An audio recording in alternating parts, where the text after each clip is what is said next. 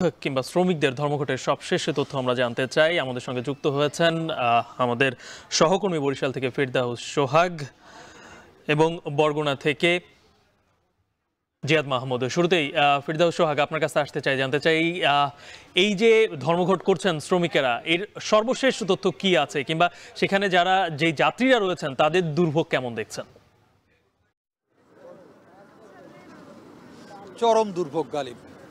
একেবারে সেই সকাল থেকে শুরু হয়েছে, এখন পর্যন্ত এই 8 ঘন্টা যাবৎ চলছে। এই দুর্ভোগের যে শেষটা কোথায় সুনির্দিষ্ট করে কেউ বলতে পারছে না। কিছুক্ষণ আগেই আমি কথা বলেছিলাম যারা এখানকার কর্তা ব্যক্তি রয়েছেন, এখানকার যারা মালিক শ্রমিক রয়েছেন তাদের পক্ষ থেকে যেটি আমাকে জানানো হয়েছে যে তাদের একটা ইচ্ছা রয়েছে, তাদের চেষ্টা রয়েছে এই সমস্যার সমাধান করার, কিন্তু তারা নিরাপত্তা চান। আসলে আমরা যে জায়গাটায় রয়েছি এইখানেই কিন্তু এই ভাঙা বাসটা রয়েছে, আমরা একটু দেখাবার চেষ্টা করছি। বাসটাকে যেভাবে ভাঙা হয়েছে, সামনের গ্লাসটি নেই, দুই পাশের গ্লাস নেই, তাওহিদ এই বাসটিকেই কিন্তু গতকালকে ভাঙা হয়েছে। এই যে ভাঙা বাস যে অবস্থায় রয়েছে, এখানকার যারা শ্রমিক এবং মালিক সবারই একই বক্তব্য, তারা রাস্তায় সড়কে চলার নিরাপত্তা চায়, আর নিরাপত্তার দাবিতেই তারা এই কর্মবিরতি বা ধর্মঘট যেটাই বলি সেটা চালিয়ে যাচ্ছেন।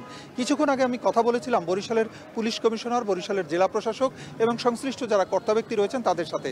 তারা আমাকে যে তথ্যটি জানালেন, তাদের পক্ষ থেকে শ্রমিক ইউনিয়ন বা মালিক সমিতিকে আহ্বান জানানো হয়েছে ধর্মঘট শেষ করে কাজে ফেরার জন্য, কিন্তু তাদের পক্ষ থেকে বসার জন্য যে আহ্বান জানানো হয়েছে এখন পর্যন্ত আসলে সে বিষয়ে সুনির্দিষ্টভাবে তারাও কিন্তু ফিডব্যাক পাননি।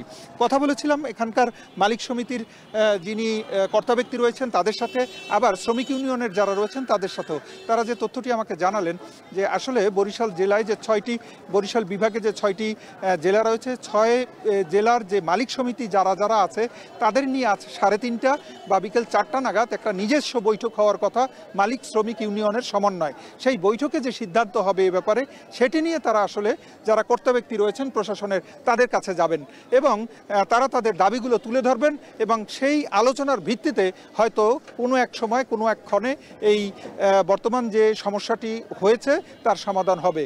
অবশ্যই সমস্যার সমাধান হবে, তবে কখন সেটি কিন্তু সুনির্দিষ্ট করে কেউ বলা যাচ্ছে না। তবে নিচে নিচে তলে তলে যে চেষ্টা চলছে এটুকু কিন্তু আমরা পুলিশ কমিশনার, জেলা প্রশাসক এদের সঙ্গে কথা বলে বুঝতে পেরেছি। একটু জানিয়ে রাখি যে এই পরিস্থিতির কারণে কিন্তু আসলে ভুগছে সাধারণ মানুষ। সাধারণ মানুষের অবর্ণনীয় দুর্ভোগ। 6 জেলার মানুষ কিন্তু বরিশাল থেকে যারা যাতায়াত করেন, বরিশাল শেরেবাংলা মেডিকেল কলেজে আসেন রোগী নিয়ে, তারা কিন্তু আসলে অনেক কষ্টে রয়েছেন। তারা চাচ্ছেন এই সমস্যার দ্রুত সমাধান হোক, রাস্তা সড়ক নিরাপদ হোক, এটাই হচ্ছে সবার প্রত্যাশা। এতটুকুই বরিশালের রূপাতলী বাস টার্মিনাল থেকে। সোহাগের কাছ থেকে আমরা জানছিলাম বরিশালের রূপাতলী বাস টার্মিনালের পরিস্থিতি। আমরা এবার একটু তার পার্শ্ববর্তী জেলা বরগুনায় যেতে চাই, সেখানে আছেন সহকর্মী জিয়াদ মাহমুদ। জিয়াদ, বরিশাল থেকে তো কোনো বাস এই 6 জেলায় যাচ্ছে না, শহরতলি বলি কিংবা জেলা পর্যায়ে যে বাসগুলা যায় সেগুলা কি অবস্থা? বরগুনার মানুষের দুর্ভোগ কেমন দেখছেন?